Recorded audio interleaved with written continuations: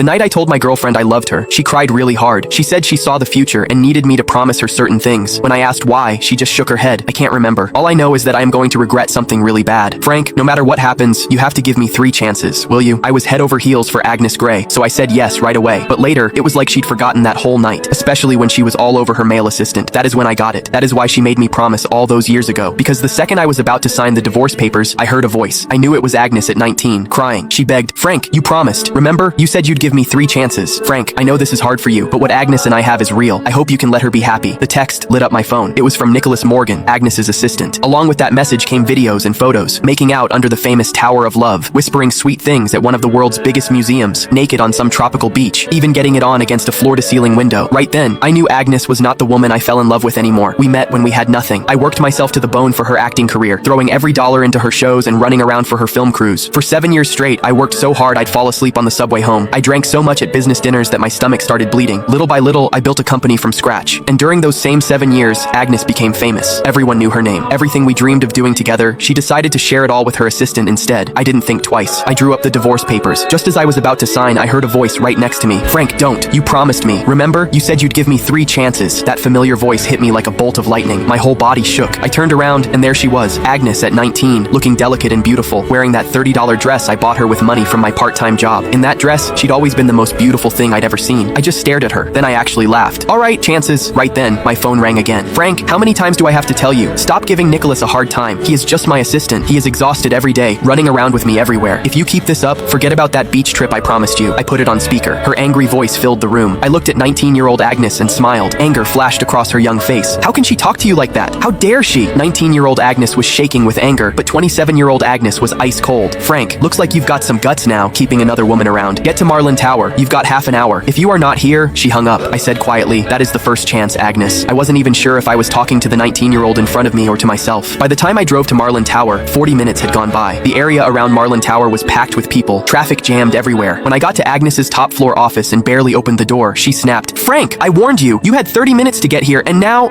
I cut her off, turned around, and flopped onto the couch like I didn't care. Nicholas was there too. He kept his head down, eyes all red, his right hand holding his left wrist. My attitude seemed to set Agnes off. She slammed her hand on the desk. Frank, what is with that attitude? You still won't admit you were wrong? But before I could say anything, Nicholas jumped in. Agnes, it is nothing really. Just a watch. Don't blame Frank. That just made Agnes angrier. But instead of yelling at him, she held back and softened her voice. How can you say it is nothing? He is so petty. He even tried to steal the birthday gift he gave you. Don't worry. I am not taking his side. Then she turned back to me, her voice sharp as a knife. Frank, I am giving you one